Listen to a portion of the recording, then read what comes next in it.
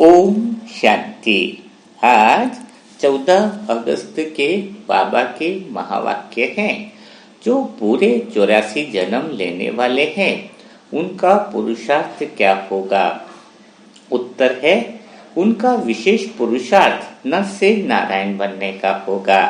अपने कर्मेंद्रियों पर उनका पूरा कंट्रोल होगा। उनकी आंखें क्रिमिनल नहीं होगी। अगर अब तक भी किसी को देखने से विकारी ख्यालात आते हैं तो क्रिमिनल आई होती है, तो समझो पूरे 84 जन्म लेने वाली आत्मा नहीं है। तो आज हम इसी बात पर गहराई से मनन चिंतन करेंगे कि अगर जो 84 जन्म लेने वाले हैं, यानी सतयुग में जो श्रेष्ठ पद पाने वाले हैं, उनका पुरुषार्थ क्या होगा, या फिर हम आत्माओं को कौन सा ऐसा पुरुषार्थ करें जो सतयुग में ऊंचे पद पाए। क्योंकि 84 जन्म लेने वाला, इसका अर्थ क्या होगा कि जो सतयुग में सबसे ऊंचा पद पाए गए, श्रेष्ठ पद पाएंगे 108 की माला में, 16,108 की माला में, है ना। सतयुग के स्टार्टिंग में जो आएंगी आत्माएं, वही आत्माएं ऊंचा पद पाएंगे। तो ऊंचा पद पाने के लिए ऐसा क्या पुरुषार्थ करना होगा? तो इसके लिए कुछ बातों को अटेंशन में रखना होगा। तो सबसे पहली बात है जो बाबा ने उत्तर में भी बताई है कि कर्मेंद्रियजित बनना होगा। और सबसे बड़ी बात है क्रिमिनल, यानी किसी को विकारी दृष्टि से नहीं देखना होगा, है ना। तो सबसे ज्यादा कर्मेंद्रियों में आंखों पर बाबा विशेष अटेंशन दे रहे हैं। तो हमें जो विकारी ख्याल आते हैं उसको देखने वाला कौन है, इस बात को थोड़ा सा समझेंगे तो यह पहला पॉइंट क्लियर होगा और हमारी अवस्था भी ऊंची बनती जाएगी। तो जैसे ही नॉर्मल ब्राह्मण आत्मा से पूछते हैं तो उसको पूछे कि देखने वाला कौन है, तो क्या बोलता है बाबा का बच्चा? कोर्स किया हुआ है तो एक तरह से वो गहरी स्मृति बन गई कि देखने वाली तो आत्मा है। आंखें थोड़ी देखती है, क्या बोलते हैं, कान थोड़ी सुनते हैं, सुनने वाली तो कौन है, आत्मा है ना। तो मुंह थोड़ी बोलता है, बोलने वाली तो कौन है, आत्मा है। तो यहाँ पर थोड़ा सा अच्छे से समझना होगा। अच्छा, देखने वाली आंखें नहीं है, देखने वाली आत्मा है, तो आंखें बंद कर दो, फिर क्या तुम्हें दिखाई दे रहा है? अगर देखने वाली आत्मा ही है तो आंखें बंद कर लो, फिर दिखाई क्यों नहीं दे रहा है ना। तो यह बात वो कानों में रुई डाल दो, क्या फिर सुनाई दे रहा है? नहीं सुनाई दे रहा है। तो यहाँ पर थोड़ा सा समझना होता है कि जब आंखें हैं, आंखें देख रही हैं और सामने दिख रहा है, तो दोनों को मिला करके प्रकृति के पांचों तत्वों में जो दृश्य दिखाई दे रहा है, सामने आपको बस दिखाई दे रही है, सामने आपको पेड़ दिखाई दे रहा है, सामने आपको दीवार दिखाई दे रही है, तो दीवार तो संसार हो गया। अब संसार को देखने वाली कौन है? आंखें ही है। आंखें हैं तभी तो दीवार दिख रही है, आंखें नहीं होती तो दीवार कैसे दिखती, है ना। कुछ समझे? आंखें भी प्रकृति के पांचों तत्वों से ही बनी हुई है ना। प्रकृति के पांचों तत्वों से तो परे नहीं है। तो हम आत्मा जो है आंखों को और प्रकृति को साथ में देखे, है ना। और इस आंखों से जो दीवार दिख रही है वह जड़ हो गया, लेकिन आंखों से जो दीवार दिख रही है उसका चित्र कहाँ पर बन जाता है? चित्र बनता है मन में, है ना। चित्र किधर बनता है? मन पर वो चित्र बन जाता है। तो बात यहाँ पर क्या कही गई है, इसको गहराई से समझो कि देखती तो आंखें हैं, सामने दीवार है तो दीवार का चित्र, दीवार भी देखने वाली आंखें है, दीवार है तो आंखें देख रही, और आंखें है तो दीवार दिख रही है। लेकिन मेन बात है मन पे चित्र बनने की। लेकिन अगर मन वहां पर उपस्थित नहीं रहे, मन अगर अंदर उपस्थित नहीं रहे उस समय, तो वह दीवार का चित्र अंदर नहीं बनेगा, है ना। यानी आंखें देख रही है, सामने कुछ भी दृश्य है ना, सामने कुछ भी दृश्य है, वह आंखें है तो देखे बिना रहेगी नहीं, आंखें तो देखेगी। और देखते ही दूसरी बात क्या होगी, इन दोनों के सहयोग से आंखें प्लस प्रकृति की जो भी चीज है, उन दोनों के मिलने से जो चीज निर्माण होगा वह चित्र होगा। लेकिन वो चित्र किधर बनेगा? चित्र आत्मा के अंदर बनेगा। चित्र किधर बनेगा? आत्मा के अंदर बनेगा, है। आंखें देखने वाली है, सामने हो गया दृश्य, लेकिन दृष्टा कौन है? हाँ, यहाँ पर दोनों चीज को समझना होगा। तो जब अपना मन ही उपस्थित नहीं है तो चित्र मन में बनेगा ही नहीं, है ना। तो आंखें भले देख ले कुछ भी, हाँ, आंखें भले कुछ भी देख ले, लेकिन मन में चित्र नहीं बनेगा। मन अगर उस समय उपस्थित नहीं होगा तो वो चित्र मन में जाएगा ही नहीं, वो बनेगा ही नहीं। चित्र नहीं बनेगा तो विचार उसके आएंगे ही नहीं। तो अब बात क्या आती है, ऐसे ही खाने में भी देख लो, जीभ का काम है स्वाद लगना, लेगा ही, खाने का स्वाद बताएगा ही सही, लेकिन स्वाद की भासना करने वाला अंदर मन उपस्थित ही नहीं है तो वो कुछ फर्क ही नहीं पड़ेगा, है ना। कान है, सुनेंगे सही बात, लेकिन सुन करके भी कानों का काम है आवाज आना, है ना, लेकिन मन उपस्थित ही नहीं है उस बातों को रिप्लाई के लिए, तो फिर वो आवाज सुनी नहीं सुनी बराबर ही है। इसका मतलब कान सुनना तो बंद नहीं करे, कान तो सुन रहे, बट अंदर रिप्लाई देने वाला कोई है ही नहीं, मौजूद ही नहीं है, तो फिर कुछ बातों का फर्क ही नहीं पड़ेगा। आप जब कोई गाली दे रहा है, कोई दे रहा है, आप उपस्थित हो अंदर रिप्लाई करने वाले, तो आपका वो सारी गणित बैठती है। तो कर्मेंद्रियों का कंट्रोल का मतलब क्या है कि कर्मेंद्रियों को जब हम उपस्थित होते हैं तो ही कर्मेंद्रियों द्वारा जो सूचना या जो चीज आ रही है वो तो आना बंद नहीं होगी, लेकिन हम उपस्थित नहीं है, लेने वाला नहीं है, मैं नहीं है, तो बात वहीं पर समाप्त हो जाती है। तो अब हमारा मन उपस्थित न रहे है तो वह कैसे संभव है, उसको हम थोड़ा आगे से समझते हैं। क्योंकि हमें तो पता है ना, कई रास्ते पर भी जाते हैं तो आंखें देख रही है, वो रोड भी आ गया, वो मंजिल भी आ गई, तो हम आगे निकल जा रहे हैं। यानी आंखें देख रही है सब कुछ की, लेकिन देखते हुए भी हम नहीं देख रहे। इसका अर्थ ही क्या हुआ कि मन में वह चित्र बन ही नहीं रहे। चित्र तो मन में बनेंगे पर मन उपस्थित ही नहीं हो रहा है। आंखें देख रही है सारी बातें, लेकिन मन में वो चित्र नहीं बन रहा है, क्योंकि चित्र जहाँ पर्दा होना चाहिए पर्दा उपस्थित ही नहीं है ना। तो हमारा मन ऐसी जगह कहाँ पर रहे जो बहुत हम सबसे किनारा करें, सुनते हुए भी नहीं सुने, देखते हुए भी ना देखे, है ना। तो वह स्थिति कौन सी है, इसको समझना होगा। अगर ये बात हमें समझ में आ जाती है कि सुनते हुए भी हम सुन नहीं रहे हैं, देखते हुए भी हम नहीं देख रहे हैं, तो समझ लेना आप 84 जन्म वाली आत्मा हो, क्योंकि आप संपूर्ण निर्विकार स्टेज में आ गए हो। कोई भी कर्मेंद्रियों का विकार फिर आपको टच नहीं करेगा। अगर मन मौजूद है, विकारी फोटो आंखों से लिया जा रहा है और वह चित्र अंदर बन रहा है, तो फिर तो आपको फंसे बिना रह नहीं सकते हो, है ना। तो यह बात को बहुत ध्यान से सुनना होगा। तो 84 जन्म की यात्रा में, 84 जन्म की पूरी यात्रा में, पूरे जन्म लेने वाली आत्मा के रूप में, हमें अच्छे पुरुषार्थ के रूप में, श्रेष्ठ पद पाने के रूप में अगर हमें प्रेजेंटेशन अपनी आत्मा का देना है, तो हमें क्या करना होगा, दूसरी स्थिति साक्षी भाव लाना होगा, तटस्थ रहना होगा। साक्षी भाव अगर हमारा है तो कर्मेंद्रियों के प्रभाव से मुक्त रहेंगे और सारी बातों के प्रभाव से मुक्त रहेंगे। लेकिन अब बात यह आती है कि साक्षी भाव बहुत ज्यादा जरूरी है, क्योंकि जो बाप समान आत्माएं बनेंगी वही तो पूरे 84 जन्म में आएगी, है ना। सभी तो आएंगी नहीं, है ना। तो पूरे 84 जन्म में जो आत्मा आएगी वह बाप समान स्थिति की होगी, और बाप समान स्थिति का दूसरा नाम जो है वह है साक्षी भाव। तो अब साक्षी भाव कहते किसको है, उसको थोड़ा सा अच्छे से समझना होगा, क्योंकि साक्षी भाव की परिभाषा समझना और इसको प्रैक्टिकल में अंदर अनुभव में लाना, इन दोनों बातों में फर्क है। तो साक्षी भाव को समझने के लिए हमें इस बात को समझना होगा कि हमें काल के चक्र से बाहर निकलना होगा।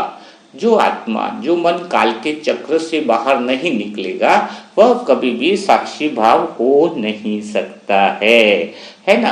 काल के चक्र में आना यानी मन का है। आत्मा पहले ही बताया था, कल भी बताया था कि कालातीत है।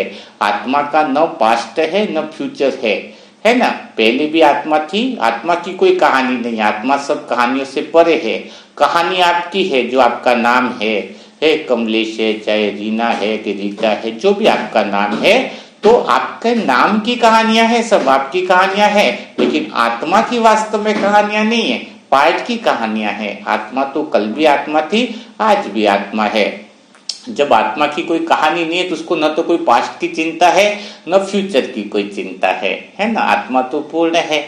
अभी आप फंसे हो समय के चक्र में, समय के चक्र में मन फंसा हुआ है, और जो आत्मा समय के चक्र में फंसी हुई है वह कभी भी साक्षी हो नहीं सकती है। समय के चक्र में फंसे हुए हो इसका सबूत क्या है? आप भविष्य के विचार कर रहे हो, यानी समय के चक्र में फंसे हुए हो, कल मेरा क्या होगा, आने वाले समय में क्या होगा। तो जो गाना बना है ना कि समय की धारा बह रही है, तो आप समय की धारा में बहते चले जा रहे हो। पहले मेरे साथ ऐसा हुआ था, अभी आगे क्या होने वाला है, आगे मेरे को कुछ मिलने वाला है ना, और आगे जाऊंगा तो कुछ मिलने वाला है ना। तो आप किस में फंसे हुए हो? आप समय की धारा में फंसे हुए हो, है ना। समय की धारा में फंसे हुए हो तो साक्षी भाव आ नहीं सकता। तो साक्षी भाव किसे कहेंगे? जो कालातीत है, समय के पार है ना, समय के चक्र की धारा के पार है ना। तो नदी हो गई, नदी बह रही है ना। तो जो इसका तट है वो तट क्या हो गया है? तट हो गया, साक्षी भाव ही हो गया। नदी कैसी है? समय की धारा में बहती जा रही है। तो आप सब आत्माएं क्या कर रहे हो इस समय? समय की धारा में बहते जा रहे हो। समय की धारा में नदी बहती जा रही है, लेकिन तट तो बहता नहीं है। किनारा है वो तो वहीं पर ही है, लेकिन किनारा साथ में भी चल रहा है। यानी परमात्मा शिव जो क्या है, काल चक्र से दूर है, समझो इस बात को। और नदी में बहने वाली हम सब आत्माएं जो हैं वो किस धारा में बह रही है? समय की धारा में बह रही है। कि हम भविष्य की बातें की चिंताओं में लगे हैं या भूतकाल की बातों में लगे पड़े हैं। लेकिन उसके साथ साथ में किनारा साथ में तटस्थ है, लेकिन चल रहा है ना। और वह परमात्मा शिव हमारे साथ ही सदा है। अब वह क्या कह रहा है कि तुम किनारे आ जाओ, साइड के किनारे में आ जाओ, धारा को छोड़ दो, तो तुम्हारा जीवन क्या हो जाएगा? एकदम सुखी हो जाएगा, शांत हो जाएगा, आनंद में आ जाएगा। लेकिन नदी जो बह रही है आत्माओं की, उसमें से कुछ ही आत्माएं निर्णय ले पाती है। क्या निर्णय ले पाती है कि हमें अब इस नदी में नहीं बहना है, हमें साइड में किनारे पे जाना है, तटस्थ हो जाना है, साक्षित्व हो जाना है ना। इस समय के चक्र में हमें फंसना नहीं है जो हम सोच रहे हैं।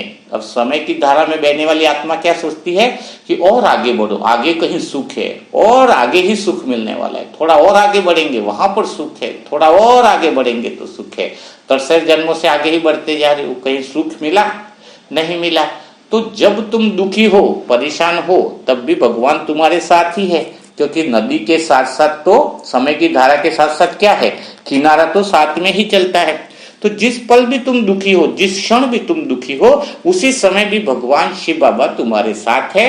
लेकिन साथ तो चल रहा है, हर पल साथ है, लेकिन तुम दुख से हट करके समय की धारा को छोड़कर किनारे पर आ जाओ, तटस्थ हो जाओ, साक्षी भाव में आ जाओ, आत्मिक स्थिति में आ जाओ। इस समस्याओं को, विघ्नों में जो तुम गलत सोच के मान करके बैठे हो कि आगे सुख है, अभी नहीं, आगे सुख है, आगे सुख है करके समय की धारा में ही बहना चाहते हो, वह कभी साक्षी भाव नहीं होगा, न कर्मेंद्रियों के प्रभाव से कभी मुक्त हो पाएगा। क्योंकि जो नदी में बह रहा है उसको तो कामनाओं की इच्छा ही कर रहा है ना, कि मेरे को कल ये होने वाला, अच्छा होने वाला, मेरे को ये होने वाला है, उसी में ही वह बहता चला जा रहा है। तो आपके जो दुख का भी जो कारण है वह भी क्या है एक्चुअली, जब तुम्हें सच्चाई का पता चल जाए, कि सच्ची स्थिति का बोध हो जाए, परमात्मा शिव का बोध हो जाए, है ना, परमात्मा शिव का बोध हो जाए कि मुझे किनारों पर जाना है, मुझे बीच में कितना भी दौड़ू, कितना भी भागू तो मजा नहीं आएगा। कई बार कुछ आत्मा रुक जाती है तटस्थ होने के लिए, जैसे पानी की कुछ बूंदे बीच में रुक गई कि भाई अभी तो मुझे परमात्मा शिव का अनुभव करना है, मुझे समझ में आ गया कि मैं साक्षी भाव ही है ना, बहुत आनंद आता है। कितनी बहुत प्यारी अवस्था है भगवान के साथ। ऐसे कुछ बहुत जो होते हैं वो रुक भी जाती है, कुछ पानी की बूंदे मानो रुक ही गई, लेकिन पीछे की धारा इतनी तेज होती है, वो कहते हैं कि तू रुक कहाँ गया है, इधर रुकने में कुछ फायदा नहीं है, बस भागना है, आगे मिलेगा। क्या है? भागना है, रुका कहाँ है, तुझे रुकना नहीं है, बस भागना है। तो वो सब और पीछे जो आत्मा रुकी है, अपना पुरुषार्थ कर रही है, कुछ पाने के लिए समझ में आया है कि मुझे परमात्मा शिव मेरे साथ में खड़े ही हैं किनारे पर, तो मुझे किनारे पर, साइड में किनारे पर पहुंचना है। ऐसे बहते जाएंगे तो उसकी कोई मंजिल है नहीं। तो कितनी गहरी बात है, कितनी। इसलिए तो बाबा क्या कहते हैं, हमेशा जो बाबा का गुण बताया गया है कि मैं तुम्हें काल के पंजे से छुड़ाने वाला हूँ। तो काल के पंजे से छुड़ाने वाला, इसका अर्थ ही क्या है कि समय के चक्र से वो छुड़ाने वाले हैं। समय के चक्र की जरूरत किसको होती है? जो दुखी है, जो समय के चक्र में चल रहा है। यही दुख का प्रमाण है कि तुम्हें तारीखें देखनी पड़ रही है, क्योंकि तुम्हें चिंता है उस तारीख को क्या करना है, उस तारीख को किस्त भरनी है, उस तारीख को ये करना है उस तारीख को वो है। तो आप तारीखों में फंसे हुए हो, काल में फंसे हुए हो, है ना। तो बाबा तो काल के पंजे से छुड़ाने के लिए आया है। लेकिन बहुत तुम्हें कह रहा है, आ जाओ मेरे लाडले बच्चों, अब इधर तुम्हें कोई फायदा नहीं मिलने वाला है ना।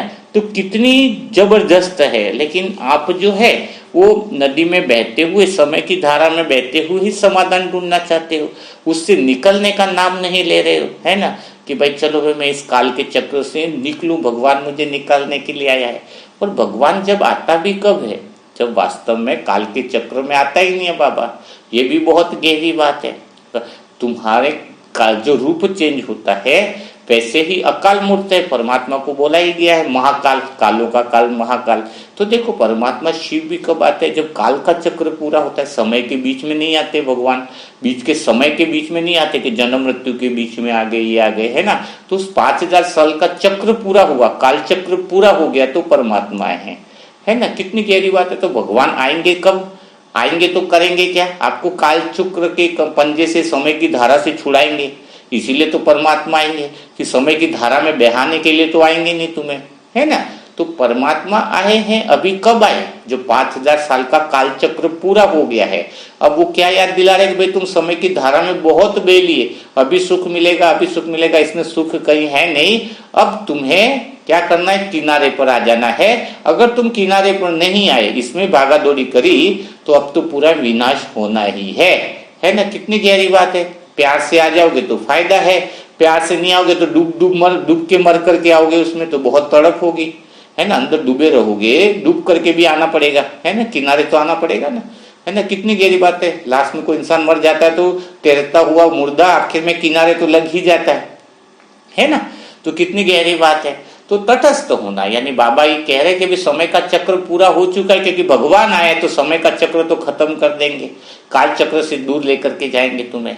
तो अभी तुम्हें मन को जो है कालातीत बनाना है ना। वर्तमान में तुम्हें रहना है। भविष्य की बातें तुम्हारे अंदर आनी नहीं चाहिए, क्योंकि तुम्हें ये पता होना चाहिए कि मेरे पिता यानी परमात्मा भी पूर्ण है तो मैं भी पूर्ण हूँ। तो अब मुझे अपनी कामनाओं को छोड़ना होगा, अब मुझे इन सारी चीजों से मुक्त होना पड़ेगा। तो जब तुम्हारे अंदर ऐसे ख्याल आते हैं, है ना, तो तुम्हारे अंदर वह साक्षी भाव स्वतः ही आ जाता है कि अभी भला मैं इस नदी में, इस काल चक्र में क्यों जाऊं। और भगवान हमेशा सदा साथ है। जब भी तुम्हारा दुख हो तो समझ लेना शिव बाबा तुम्हारे साथ है। क्योंकि काल के अंदर क्या होता है, तुम्हारी स्थिति जैसी होती है। परमात्मा निराकार है। निराकार का अर्थ यह नहीं है कि वो कोई उसका आकार नहीं है। निराकार का अर्थ होता है कि निराकार से ही सारे आकार लेते हैं। सारे आकारों का जन्म क्या होता है, किससे होता है? निराकार से ही होता है। यह बहुत गहरी बात है। तो निराकार का अर्थ है नहीं तो भगवान निराकार मना किसी भी रूप में आपकी मदद के लिए आ सकता है, किसी भी रूप में। ऐसा नहीं कि भगवान निराकार है, ज्योतिर्बिंदु है, पॉइंट ऑफ लाइट है। आपने देखा नहीं, एक व्यक्ति सिगरेट पीता था, माउंट आबू में गया, उसने नियम लिया कि भगवान मुझे बोलेंगे कि कोई देख लेगा तो मैं सिगरेट छोड़ूंगा। पहली बार गया था कि बोले भगवान का अनुभव हो, तो माउंट आबू में गया तो रात को 12-1 बजे वह अपने दोस्त के साथ कोने में, पहाड़ी में अंदर की तरफ बैठ करके, रात को निकल करके बैठे थे दोनों दोस्त। उसने सिगरेट पी। बोले भगवान होगा तो मुझे रोकेगा तो सही, क्या दिक्कत है, अभी इधर कौन देख रहा है। तो वहां पर साइकिल पर आए रात की 2 बजे, है ना। तो और वो उनको बोला कि यहाँ सिगरेट पीना मना है, और वो ऐसा कहकर चले गए। उसी दिन से वो बाबा का बच्चा बन गया कि रात को 2 बजे बाबा है ना, धोती पहने हुए साइकिल पर आके उसको बोला कि सिगरेट यहाँ पीना मना है। तो कहने का भाव क्या है, भगवान निराकार का अर्थ क्या है कि जहां तुम्हारा दुख है उसी समय भगवान साथ में ही खड़े हैं। हर पल भगवान तुम्हारे साथ में खड़े हैं। क्यों खड़े हैं? क्योंकि नदी के साथ तो किनारा होता ही है।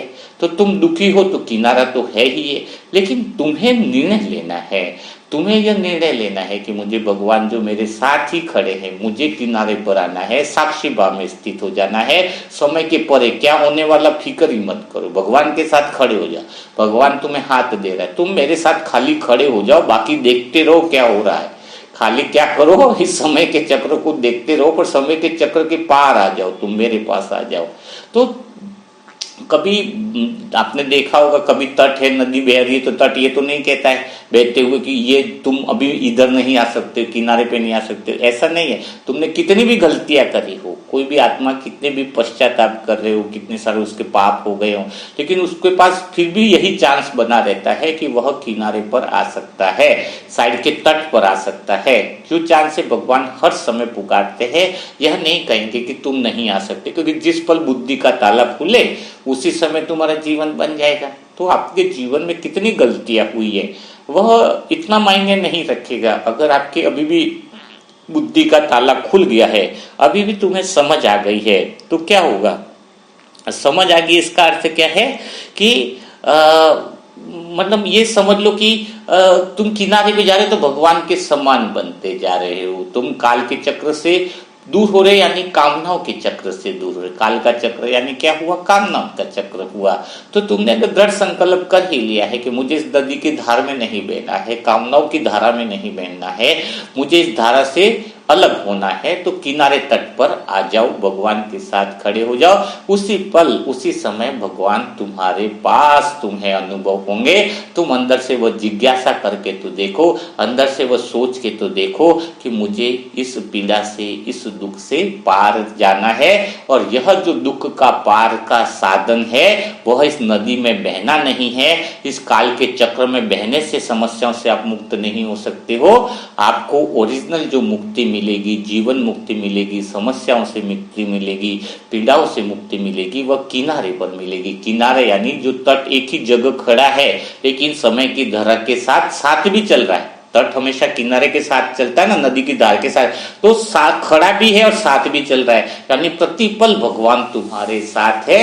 बस इंतजार कर रहे हैं कि हे मेरे लाडले बच्चे अब तो आ जा, हे मेरे लाडले। जब भी तुम दुखी होते हो, पुकारते हो परमात्मा को कि हे मीठे बाबा मुझे बचाओ, मैं परेशानी में हूँ, तो बाबा तुम्हें तुरंत निकालने के लिए उसी पल आते, उसी सेकंड में आते हैं। और कौन से रूप में आते वो पहचानना पड़ेगा। आप एक ही रूप लेकर के बैठोगे तो कई बार क्या था, द्वापर युग में भगवान का रूप कोई अलग देखते कि गणपति जी थे ऐसे भगवान थे, मोटे थे, कोई बोलेगा कि ऐसे रूप थे। उस समय की बातें अलग है, वही रूप क्यों ले रहे हो तुम? तुम्हें तो ये रूप लेना है कि परमात्मा निराकार है, जिससे सारे आकार है, वो कुछ भी रूप ले सकता है। तो आपको मदद के रूप में कोई भी आ जाता है। कितनी के आपको 5 लाख की अर्जेंट जरूरत है जो सत्कर्म के लिए है, तो भगवान शिव थोड़ी सामने आ रहे, पर शिव कोई भी रूप लेकर के 5 लाख की व्यवस्था करा रहे। तो अंदर से अनुभव पता होना चाहिए कि परमात्मा शिव ही जो मेरे पास आए, जो मेरी मदद करके गए। वो इंसान नहीं दिखना चाहिए तुम्हें। अगर इंसान दिख रहा है, इसका अर्थ तुमने भगवान को पहचाना ही है। बस निराकारी समझो कि बिंदु रूप है, वो तो आएगा ही नहीं मुझे 5 लाख दिन। अरे वो निराकार है, वो किसी भी रूप, कोई सा भी रूप लेकर के आएगा। वो जैसा तुम्हारा, तुम रूप बदलते हो, हैं तुम रूप बदलते हो, कभी ये, तो भगवान रूप नहीं बदल सकता है क्या? तो वो कोई सा भी रूप लेगा। जैसा तुम्हारी स्थिति वैसा भगवान का रूप, जैसे तुम्हारी परिस्थिति वैसा भगवान रूप धारण करेगा, है ना। भगवान जैसी तुम्हारी स्थिति है वैसे भगवान अपना एक रूप धारण करेगा, है ना। अब आटा है, उससे चाहे पूरी बनाओ तो भी आटा ही है, रोटी बनाओ तो भी आटा ही है, पराठा बनाओ तो भी आटा ही है। तो परमात्मा ही तो आएगा मदद करने, और वो ही मदद कर रहा है ना। लेकिन कई बार थोड़ा सा जाने अनजाने में कई आत्माएं बाबा को पुकार लेती है, और कोई इंसान उसकी मदद करता है, वो सोचता है इंसान मदद करे। अरे उसको टचिंग देने वाला कौन है? उसको तुम्हारे घर तक लाने वाला कौन है? उसके कदम आए कैसे तुम्हारे पास?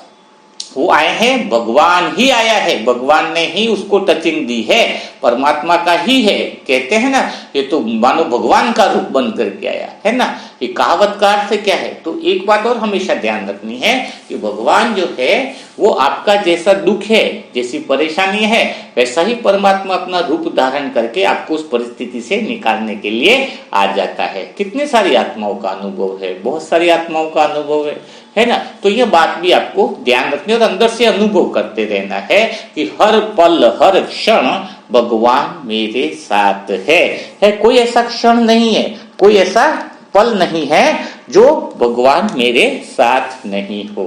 तो दूसरी बात जो 84 जन्म की आत्माओं का लक्षण जो होना चाहिए वह यह है कि हमें यह पता होना चाहिए कि अगर हम किसी बात की शिकायत कर रहे हैं, दुखी हैं, ऐसी बात कर रहे हैं, इसका अर्थ क्या है कि हमें यह पता है कि हम इस समस्या से निकलने का रास्ता हमें कहीं ना कहीं मिलने वाला है, तभी तो हम शिकायत करते हैं। अभी आप पैदल चल रहे हो तो ये थोड़ी शिकायत करते कि मैं उड़ नहीं पा रहा हूँ, है आप ये शिकायत करते हो कि मैं उड़ नहीं पा रहा हूँ। बताओ, उड़ नहीं पा रहे हो क्योंकि आपको पता है उड़ना संभव ही नहीं है। लेकिन अगर टांगों में दर्द हो गया तो आपको रहेगा कि काश दुख दर्द खत्म हो जाए, यानी जो संभव है उसी की शिकायत करते हो, जो संभव बातें नहीं उसकी तो शिकायत करते नहीं हो। इसका मतलब तुम दुखी हो तो शिकायत कर रहे हो, पुकार रहे हो। तो दुखी हो इसलिए पुकार रहे, इसका अर्थ क्या है कि तुम्हें पता है कि इस दुख से मुक्ति होने का उपाय जरूर इस दुनिया में है ना। इस दुख से मैं मुक्त हो सकती हूँ, मेरी समस्या जो है वहां वो क्या हो सकती है, वो खत्म हो सकती है। जो समस्या है मेरी वो क्या हो सकती है, खत्म हो सकती है।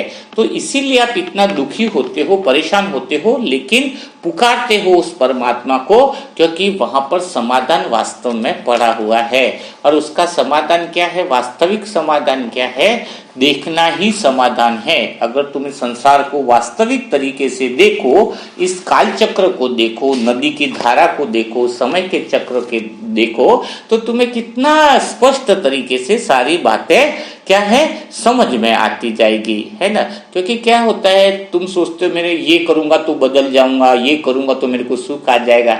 अरे तुम कपड़ा बदलोगे तो तुम थोड़ी बदलने वाले हो, कपड़े बदलने से क्या फायदा होगा, तुम्हें बदलना होगा। तुम्हें अपनी स्थिति और अवस्था को बदलने के लिए तुम्हें ध्यान रखना होगा कि मुझे इस समय की धारा में पर भविष्य भूतकाल, बाबा कहते हैं ना, मैं आत्मा बिंदी, यानी जो बीत गया उसको भी बिंदु लगाओ, आप भी बिंदी में ही रहो और बिंदु को याद करो। तो बिंदु लगाने का अर्थ है कि भविष्य को भी बिंदु लगाओ, भूतकाल के भी बिंदु लगाओ, बिंदु में रहो। तीनों बिंदियां लगानी है, कोई क्वेश्चन मार्क नहीं रहे। यानी क्वेश्चन मार्क तो तभी नहीं रहेगा जब भूतकाल वर्तमान काल में अपन रह रहे, भूत और भविष्य से अपन मुक्त होंगे तो ही हम हमारा जो है वो बिंदु लगेगा। लेकिन अगर हमारी कामनाएं और अतीत में हम जिंदा है या भविष्य में है तो काल के चक्र में फंसे हुए हो गए ना। और काल के चक्र में फंसना ही देवाने यानी कामना है ना। तो जब हम पूर्ण होंगे तो हमें कोई आशा ही नहीं है, तो भविष्य के विचार आएंगे ही नहीं, है ना। ये बात बहुत अच्छी समझने की है। तो हमें किनारे पर आना है, नदी के काल चक्र की धारा में नहीं बहना है, तो बाप समान स्थिति होगी।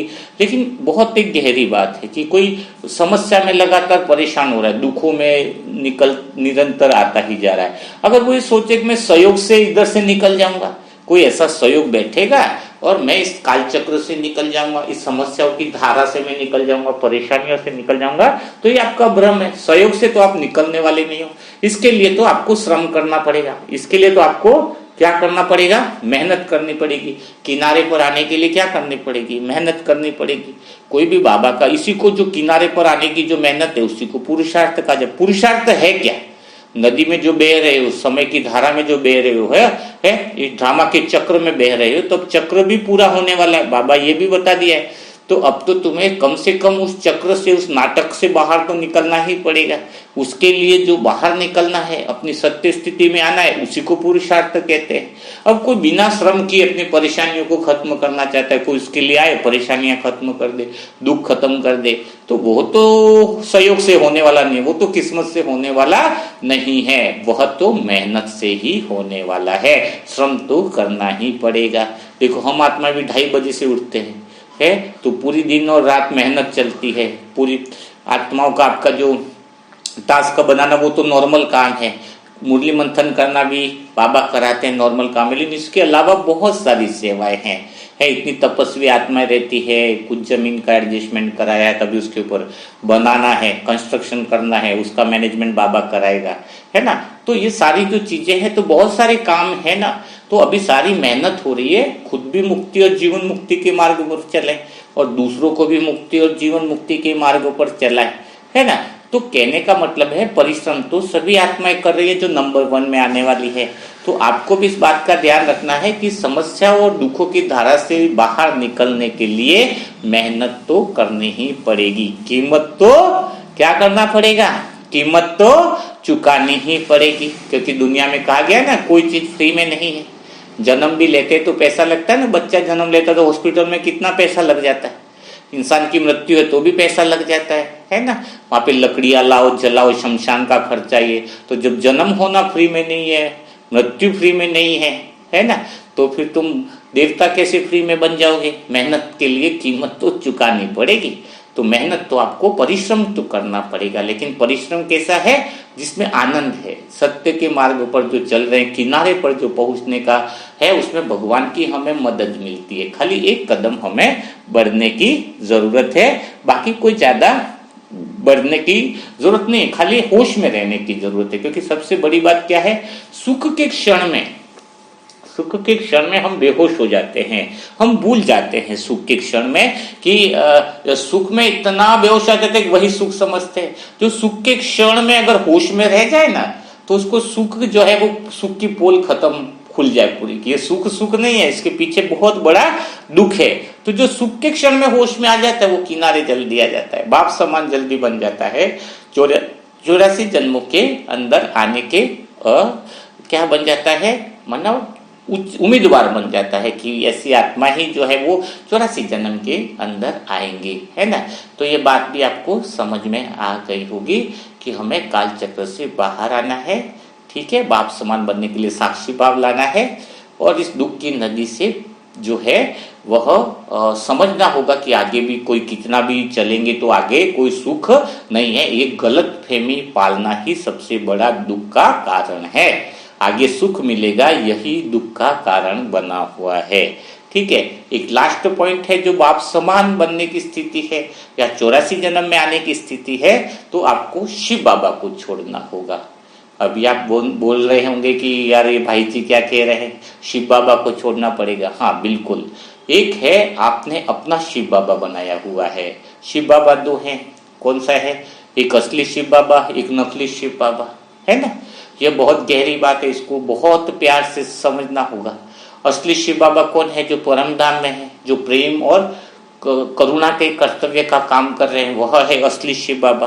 और एक शिव बाबा का निर्माण आपने अपनी कल्पना और कहानियों में कर रखा है।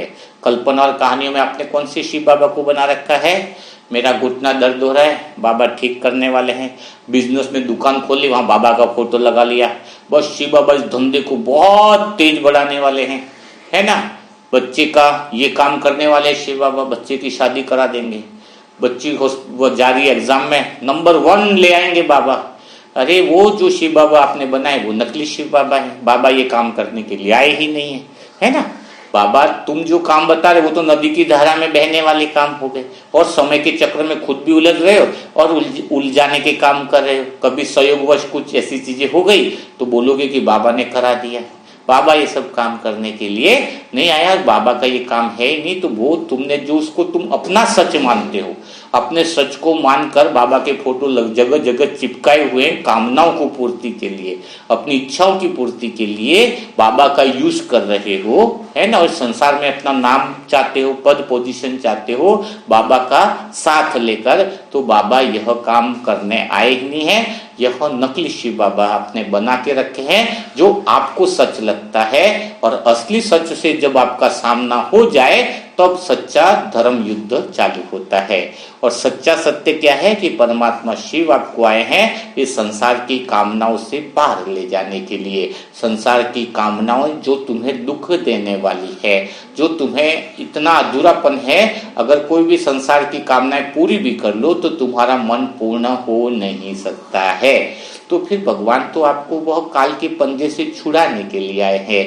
भगवान का सही उद्देश्य सही रूप से पहचान तभी आप कर पाओगे जब आपके मोह लगाव के चश्मे आपके आंखों से उतर जाएंगे, है ना। तो उस असली शिव बाबा को पहचानो। हाँ एक बात जरूर है कि असली शिव बाबा को पहचानने में और शिव बाबा का साथ लेने में, अभी कहोगे कि फिर मैं बिजनेस की बात ही नहीं करूं बाबा से। बिजनेस की बात, आप पैसा कमा के करोड़ों की बिल्डिंगें खड़ी करना चाहते हो तो वो बातें बाबा के पास है ही नहीं। लेकिन अगर आप धन इसलिए कमाना चाह रहे हो ताकि आपका पुरुषार्थ बढ़ सके, आपको अगर धन की कुछ समस्या है, दाल रोटी की व्यवस्था नहीं हो रही है, आपकी परेशानियां हैं, कुछ कर्तव्य जो प्रेम करुणावश हैं, लेकिन आप उनका पालन पोषण नहीं कर पाए, तो उसके लिए परमात्मा खुद आपकी मदद करेगा, ऑटोमेटिक धन की बौछार कर देगा। आपकी भावनाएं ऐसी होनी चाहिए कि मुझे इस नदी की धार से बाहर निकलना है, चाहे 50 लाख हो 50 करोड़ हो, लेकिन मैं इन साधनों का यूज अपनी मुक्ति के लिए करूंगा। अब कोई आत्मा शराब पीती है तो और वो आत्मा कह रही है कि बाबा इसकी शराब को छुड़ाओ, शराब को छुड़ाओ, कल इसका ये छुड़ा वो छुड़ा, इससे बाबा की कोई मदद का संबंध नहीं है। लेकिन शराब बाबा छुड़ा देगा। कब छुड़ाएगा? जब आप आत्मा भगवान के अंदर मुक्ति और जीवन मुक्ति के मार्ग पर चल रही हो, उस आत्मा से आपको परेशानी आ रही है, तो बाबा फिर उसकी शराब को छुड़ाएगा, आपके लिए छुड़ाएगा, उसके लिए नहीं छुड़ाएगा। जो बात है वो स्पष्ट है। जो आत्मा आपके पुरुषार्थ के मार्ग में बाधित बन रही है, उस आत्मा को बाबा तुरंत बदलाव ले आता है। लेकिन आप तो बच्चे का बिजनेस ऐसा बढ़ जाए, आप इसलिए चाहते हैं कि वो करोड़पति बन जाए, वो सुखी हो जाए, और आप कामनाओं में और फंसते जा रहे हो। तो बाबा आपको उलझाना, तो उलझाने के लिए तो आया नहीं है ना, कामनाओं में फंसाने के लिए तो नहीं आया है ना। तो वो सब काम बाबा थोड़ी करेगा। लेकिन हाँ, आपके ऊपर लौकिक की जिम्मेदारी ज्यादा है, आपको बहुत पैसा कमाना पड़ रहा है, आप बहुत परेशान हो रहे हो, इसकी वजह से आप अमृत वेला नहीं कर पा रहे हो, मुरली मंथन नहीं सुन पा रहे हो, तो ऐसा आपकी पुरुषार्थ में अगर बाधा आ रही है, तो वहां पे दिल की आपकी भावना है कि अगर ये सब चीजें थोड़ी ठीक हो जाए तो मैं अपना पुरुषार्थ बहुत अच्छे से कर पाऊं, तो वह शिव बाबा से शुद्ध मनोकामना हो गई। वैसे तो आप एक बार भी बोलोगे तो भी बाबा वो सारी मनोकामनाओं को पूरा कर लेगा, क्योंकि बाबा आपको बंधनों से छुड़ाने के लिए आया है। बाबा आपको बंधनों में बांधने के लिए तो नहीं आया है ना। तो आपके जो बंधन है, और पुकारा क्यों है? क्योंकि कोई तो इस दुनिया में है जो हमें बंधनों से मुक्त करेगा।